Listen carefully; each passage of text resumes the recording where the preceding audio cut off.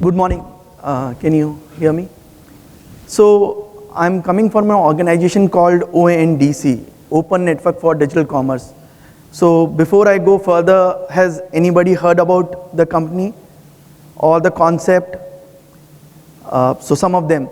Have you heard about UPI? Everybody has. So let me start from UPI itself then. Say the government created a interoperable financial protocol called UPI. Once they built it, they thought that if it can work in the financial domain, why not commerce? Why not digital commerce? And that is where the journey started. And during the COVID time, when the mom and pop stores, the MSME sector was deeply hit, the Ministry of Commerce thought, why not create a protocol which can be used by the MSME sector and they can also digitally transact. So that is where ONDC started, and I will walk you through the journey. Considering that not many people are aware about ONDC, I will keep a little less technical.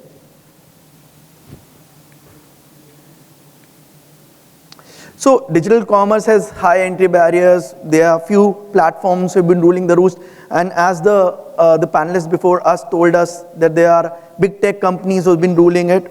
So what did it lead to? It led to higher entry barriers, and mostly the sellers or the providers or the merchants had to pay the price for it. For example, if they're making any transactions, their commission increased from say 30 to 50%. And these are the statistics data that has come from a few of the leading nationals. Say, apart from this, say they were creating a mode for themselves by which it was increasing the switching cost for the various consumers as well as sellers to move from one platform to the other. So it led to, say, if a new platform that has to come on board, they have to build a complete tech solution. There was a customer acquisition cost, there was a merchant acquisition cost, even the network effects came into play. And what did it lead to? It led to concentration. Now in the concentration, it was a pricing power entirely, the platform designing it. They were designing on their own. There was no voice that could be heard. The government came out with some policies, but they were not that effective. They were limited choice. If they are in one or two or three major platforms, they were visible. Otherwise, even in that case, the sorting and the filtering criteria was defined by the platform itself. Even the discounts, big billion deal sales, and season sales that we have all heard about, leading to unfavorable conditions for the seller side. This is where the government thought, why is a seller paying for these problems? The MSME sector was deeply hit. Now there, the government, and it was all across the various sectors, be it financials, logistics, mobility, jobs. That is where the government thought, why not create a network which is anybody has the equitable access, is inclusive in its nature. They walked through the various solutions that have been deployed across the world. One was by the US and the EU, which is basically law-driven, which talked about, say, the two major laws that most of you would have heard about is Digital Markets Act by EU and the American Innovation and Choice Online Act, which basically talked about two parts. One, prohibition of some of the negative effects and enabling interoperability or portability of data and making it more inclusive. Say all these things were good, but as the panelists talked about the AI, the policy is a laggard when it comes to technology. And the policy cannot change at the speed of technology. Then what should we do? That is where India has a track record of addressing population scale challenges using DPI approach. DPI is digital population infrastructure, public infrastructure, and there's few examples of Aadhaar, UPI, Diksha, and others. So there were few cross-cutting principles. One is create high trust and low cost, drive innovations and inclusion and fair competition at scale. The government is only providing digital rails. So if, for example, it is equivalent to a physical infrastructure where the road is constructed by the by the government, but there are various things that are built top of it. For example, services, you have restaurants, malls, offices, those are not built by the government. Government is only providing the physical infra. In the similar way, the digital infra. Everybody would have heard about the India stack where the identity was from Aadhaar, the KYC was from Aadhaar, but the payment infrastructure was from UPI and other API-based solutions. DigiLocker is another example. So it created in the open, transparent, participative governments. And that is where the key of networks comes into play, which I will discuss in the subsequent slide. So basis these principles, the ONDC was defined. ONDC also aligned with the concept called internet, which was open, decentralized, and no entry barriers. And no one company or no one institution or no one consortium runs the internet. That is where ONDC also had this similar principles, and this is where they started. Sorry. So I don't know why the image is not coming. So there are two examples. One is the HTTP and the other is the email. So what happens is, if a person is using a Google email to write a email and share it, a person on a, say, any other email client, like, say, for example, Microsoft or Rediff or any other email client can see it. So the similar approach was taken by ONDC, wherein we have two principles, unbundling and interoperability. Let me give an example. Say in this case, the buyer app and the seller app are not owned by one platform, but two platforms. For example, sorry, the images are not coming here. I'm so sorry, some problem. So in the buyer app, say for example, you're taking an app called any banking app. For example, Kotak, SDFC, they will connect through a gateway, and the gateway is connected to all the seller apps. So when they search for a particular product, any seller app who is in that, who's working in that domain, you can source the data. So that is where all the sellers were visible to any of the apps who is connected to that protocol. That is how it looked like. So from a closed platform-centric e-marketplace to an open-centric e-marketplaces. What are the benefits? So we talked about the individual benefits, more choice, at a lesser cost, wide variety. Organization is autonomy. If they don't want to work with a particular seller app, they can go to another seller app and still they will be visible. Then is the government markets, where they says you can be done at a lower cost. How did India start doing it? So India basically thought about three things: network, tech, and organization. So So we started building a network called ONDC, very similar to the UPI, but there is a difference between the UPI and the ONDC. In UPI, there is a core switch. So everybody interacts with that core switch. In ONDC, there is no core switch. What it says is, if you're following a language, which is in itself, in the text parlance we call it as a protocol, it is open APIs that have been published. In this, if a buyer app is transacting or using that protocol, they can connect to all the seller apps who are using that protocol. So it's up and running, and I'll name a few. Snapdeal, Paytm, PhonePays of the world are already using Magic Pen. And on the seller app, if I have to tell, say all the big FMCG companies like HUL, ITC, Marico, PNG, Big Basket, Tata Neu has it. So Tata Neu is on the buyer side, no, not on the seller side. So they've started working on ONDC. And many other brands like Titan, Fast Track, it's also there on the app. If anybody is using a Paytm app, there is a ONDC link. If you click on that link, it will be available. Now, how do we build trust?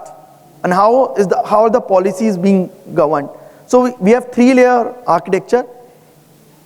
Say we are moving from bilateral contracts to micro contracts. What does a micro contract means? Say the company is not going to have bilateral contracts and basis that MSA, everybody is going to transact. They are going to create runtime contracts. How runtime contracts are generated? Using the digital signing keys. These are every contract that is that is discussed, transacted on the buyer app and the seller app uses the digital sign keys, which in the court of law is a valid contract, and we follow the simple laws of non-repeatability and auditability in the contract itself. The second one is, say there is a code of conduct that is established between the network participants. So any entity which is on the ONDC network is called a network participant. No rule or no policy is determined by ONDC. ONDC is just a facilitator. We conduct sessions wherein the industry experts, the SMEs, the policy makers, the regulators, and the network participants come on one platform. They give their inputs and the policies and the code of conducts are defined. So code of conduct, code of ethics, and if somebody is not following the club rules, then there are the penal clauses as well as the civility clauses defined. And it is not defined by ONDC, it is defined by the network participants on the network. Then the last one is the laws and regulations. Say everybody has to follow the government rules and regulations, the E-Com Act, Market Access Act, DPDP Act, all those are being governed. So two parts to take this technology. One is the protocol, which I said is the language or the open APIs against which everybody is transacting, and the network infrastructure, which allows for universal and a fair discovery. These are three layers, essentially the protocol layer, which is the language. The network layer, we have defined some, say, network extension, which includes issue and grievance, reconciliation, how will a reconciliation happens, scoring and badging is then equivalent to a CRISIL, but there is no agency called CRISIL here. So there are new innovations being done on these parts, wherein new agencies are coming, and this is how will we rate a behavior. And the best part is, if a seller app or a seller has some reviews and the buyer has some reviews, they can port their reviews ratings from one app to the other app. This is being allowed in a network, which is decreasing the switching cost. And then there's the app layer, which is the buyer and the seller app. All this is done through only 10 APIs, and we call a framework called discovery, order, fulfillment, and post-fulfillment, where a discovery of the product is done. You search a product, then you transact, you select and transact a product, and in case if there are any issues, grievances, those are done to the post-fulfillment, even the settlement part of it. Say, ONDC is not restricted to a particular area. Say currently we are in logistics, retail we have grocery, F&B, we are in transacting in electronics, fashion, all these categories. These are widely available. And say, just to give you a point, we have around 2 million providers, and we are doing around 8.2 million transactions in a month. This is how it looks like. Many of them are already there. We are also closely working with many of the ministries like Ministry of Agriculture, MSME, Textile, just to support the artisans and others.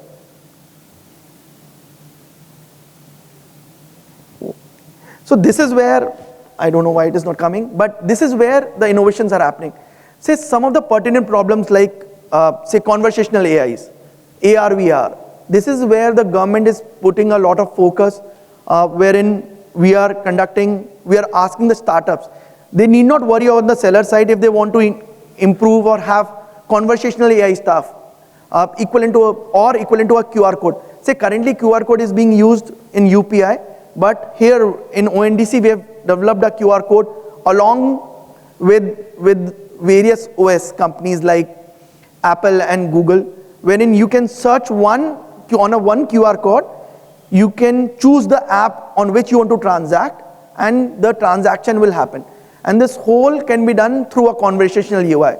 A person who does not understand English or Hindi or only can converse can make a transaction. We are using some of the new age emerging techs and obviously responsible AI along with some of the acts that have been defined like DPDP Act. So there is where the startups are coming, that we only want to provide a cataloging solution. Say suppose in a mom and pop store, how can they be made digitally visible? One of the things that they need to first do is, say, make sure that they translate their catalog into a digital catalog, so they're searchable. That is where we are bringing in a lot of innovations. We are working with a lot of startup community to onboard them as soon as possible. So I'll just take a pause here, ask if there are any questions. Sorry, some of the slides were not visible, so I couldn't depict. Yeah.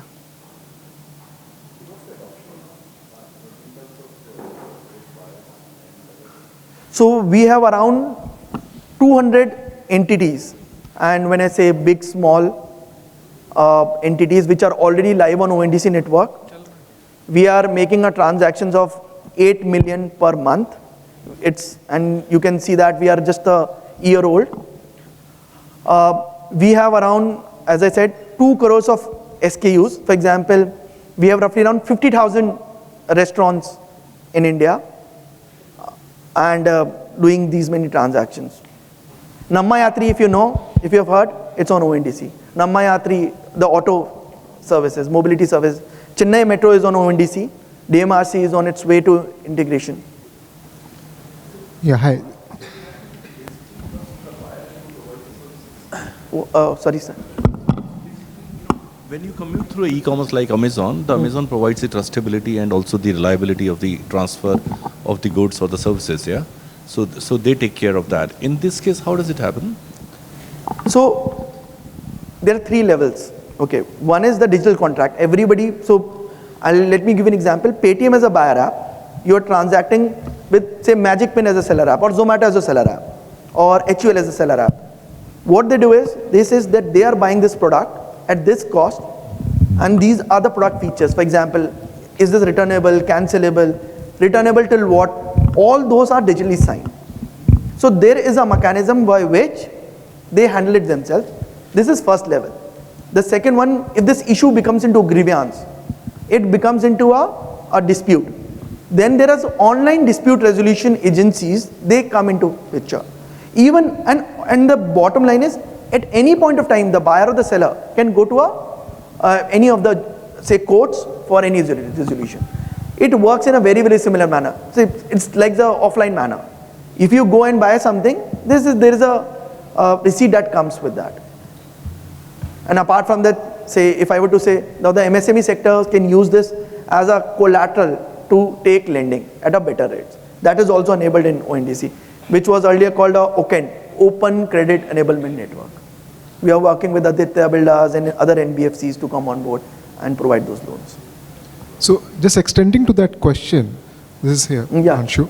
So you take the example of NPCI, you take the example of the exchanges like BSE. So there is a trace of the entire transaction. And I understood your point that there is the agreement between the buyer with ONDC, there is an agreement with the seller on ONDC that they are following the code of conduct and everything with respect to the agreement which is there. However, is there also a trace of the transaction in ONDC that yes, this buyer actually bought a particular product from this seller? So ONDC does not have this data. Okay. It is only the buyer app and the seller app has the data, and it is done in a non-repudiation manner, an auditability manner. What it means is, if there was a transaction, say a buyer purchased 5 pieces of, say, Dove shampoo. The seller did not have 5, they only have 3. So they can reply back to a buyer app saying that I have only 3 but not 5. Is the buyer still interested for the delivery? Because they may be offering a better rates or other benefits around it, free logistics, and the buyer says yes. So the order will have this, it will have the complete traceability. It will say the first order was of 5 shampoos, but the seller did not have 5, they only had 3. So the quote object and the transaction object will be updated. It says that it was not 5 but 3, the 3 were delivered. Now the buyer may say I want to return it because there are defects. Then in that case, this same contract, another addendum will be made. This was returned by the buyer to the seller app and the money was returned. See, all the order creation, the return, all of that is understood. However, what is the role that ONDC is playing?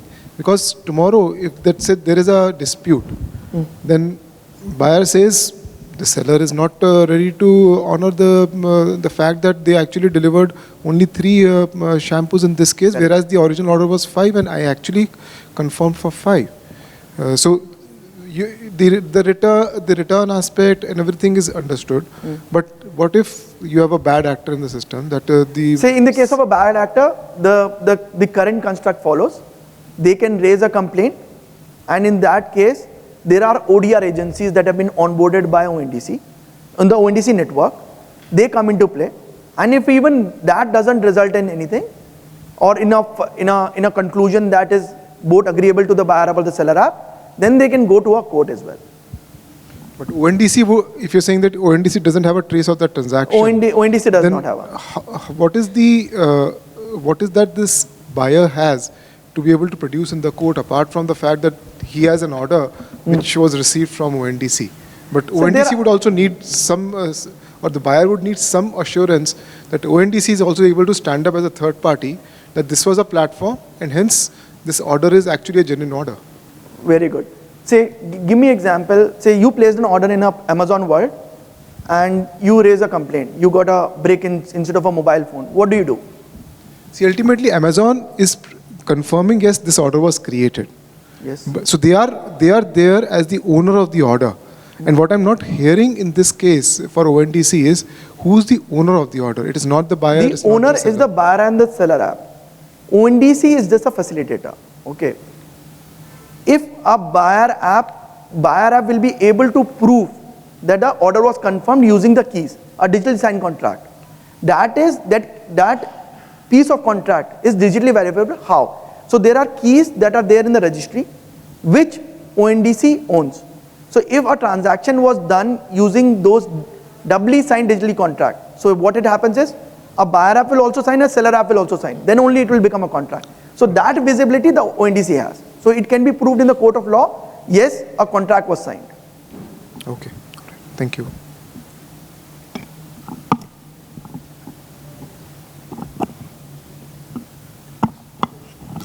Hi.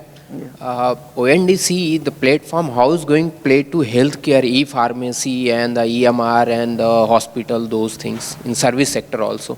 Okay, so there is already a work undergone. So there is the National Health Authority have come up with a similar network, which is called UHI, Unified Health Interface, which is also built upon the same protocol that on which ONDC operates, which is called a beacon protocol. They are using the same terminologies, but in a different way. For example, when we say buyer app and the seller app, it's the health seeker app and health provider app. So there are two parts to it. One, if it is only pertaining to the health services like doctor teleconsultation, doctor services, passing on your digital records, medical records, that can be done through those apps, and the provider, which is in case could be a doctor, can be enabled through the provider apps, and they will, and this is built on a consent architecture. So if a provider, say for example a patient says, my records will only be available for 24 hours. So then the provider can only see those records for 24 hours. But in the case of ONDC, we have already enabled OTC delivery of drugs. Right now, not any pharmacy, e-pharmacy and medicine delivery, nothing Yes, is integrated. ONDC has it. MedPay, Apollo Pharmacies, eVital RX, which is a very, very big chain in Bangalore, they are onboarded. Okay. Thank you.